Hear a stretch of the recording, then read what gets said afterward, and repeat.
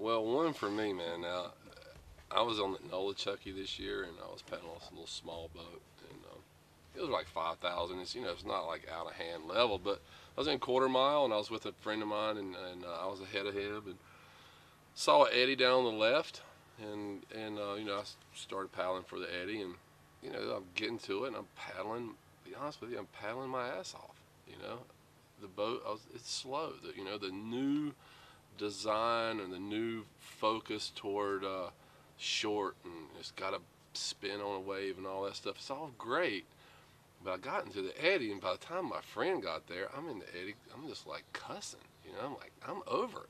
I want something that gets me there. I want to feel that catch an eddy, come out the other side. So to be honest, when I came back, we were kind of already thinking in the lines of what to do as a river runner. But I personally, I came back and I was like, Shane, man, we gotta get some speed back. Let's make this fun again. Let's make it easy to go across the river. Let's make it easy to go catch that eddy. And you get that, you know, by putting speed back into it, you're making it easier to maneuver. To maneuver on current, you have to go faster than the current. I mean, that's what you use a paddle for. And the easier it is, and the faster I can go across the current, faster than the current, the easier it is for me to get anywhere I need to get. So that was kind of the basic concept. And then Shane kind of took it from there and was just like, well, let's look at instruction. Let's make this thing what you want, what we want, but let's make sure we make it where it's easy for the beginner. One of the this kind of resounding thing, if you compare industries, if you look at windsurfing, all but died because designers and pros wanted this hot boards all the time. Hot, just make it carve, make it jump, make it. You know what? They forgot about the beginner. They didn't make it easy to learn the sport. So one of the things we were looking at is let's get back. Let's make it easier for people to learn the sport, and that's what we did with the remix.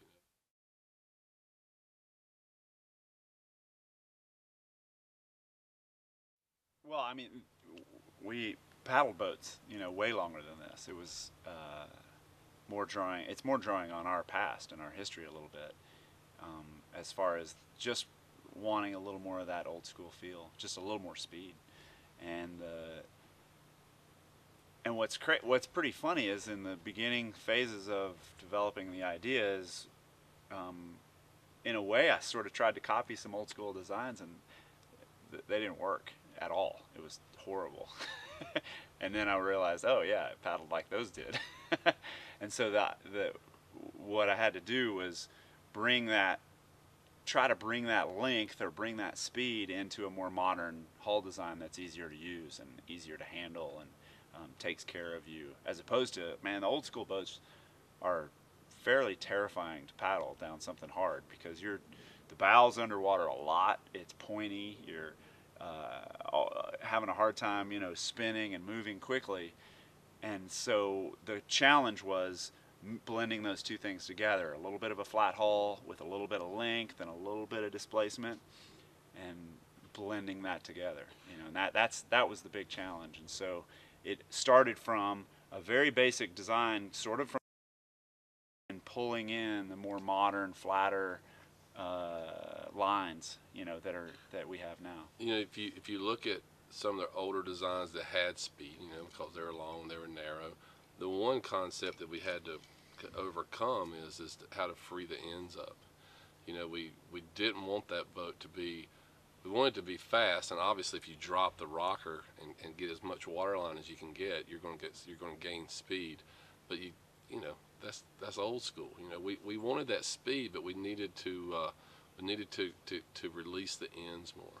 We needed to get a little more rocker. We had to bring that up, and because the old school feel is great with the speed, but it was just locked into the current. So we wanted to get that speed, but then release the ends, and the remix has done that. It'll turn, flat turn. It just doesn't get locked in. One of the things that we found in instruction too, is a lot of, because of boats have gotten so short, and this is what's only as of, everything was short and slow. That's the only thing that was available for instruction to teach in. We went to the symposiums, like the what was Whitewater Symposium is what it's called, right? Mm-hmm. So we went to a couple, three of them, and all the instructors for like 3 years were going, make a boat with speed. We asked what they teach in. They still teach in older boats because they were easy to roll, they're narrow, they were round, and they had speed.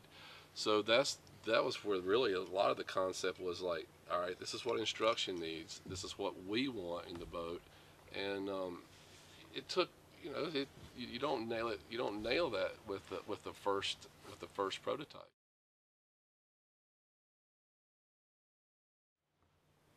One of the most fun parts of developing this boat was traveling around and visiting the different instruction departments and programs in the, specifically in the Southeast, because that's where we are. But we also traveled up to DC, and I traveled out and visited some folks in Colorado, And your own experience as an instructor too. You got years. And the great thing about that is that I actually have a lot of instruction experience, and well, at NOC, for example, a lot of those instructors that I went and chatted with are guys that I worked with for years and years, and they think about teaching kayaking more than we even think about kayaking, period. I mean, they're it's like the doctorate program of kayak instruction. You go there, and when you're around a group of instructors, instead of talking about the hard rapid that you ran that day, you talk about your instructional concept that you came up with, or the sentence that you said that day that made sense to them. But you also talk about the boat that worked, or the way that person was able to save that rapid because that boat was stable, or this person made their roll in this boat and not in that boat.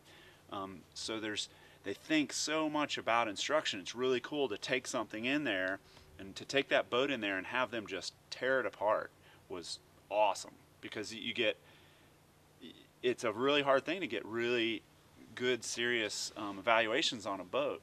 And to take it in there and have all these different instructors look at it and just tear it apart. And and the sentence we started with was brutal honesty. Give us brutal honesty. We to make the perfect instructional boat, we have to have brutal honesty, and you have to tell us, what do we need to do to make the perfect instructional boat? And to have all these instructors coming from all these different angles, looking at it and evaluating it, and then you take all that information in and try to reorganize and put in all the things that you think are going to make it do that. It's a cool process, and to go see all those different people means that we got all this information to really hone it down to its bare, really solid elements, and that was awesome. And I think that's the reason we came up with a really, really cool boat that works for a lot of people. I mean, it's not just an instructional boat. It is a boat that everybody loves to paddle because it has those really basic elements. It's got some speed, it's got some stability, it's easy to roll, and I'm very happily taking it down the green and excited about the speed of traveling through certain lines in a totally different way. The thing that told me that this boat was headed for a really beautiful thing was going out with all these instructors and paddling down the Chattooga, and everybody all of a sudden started paddling like we used to 10 years ago.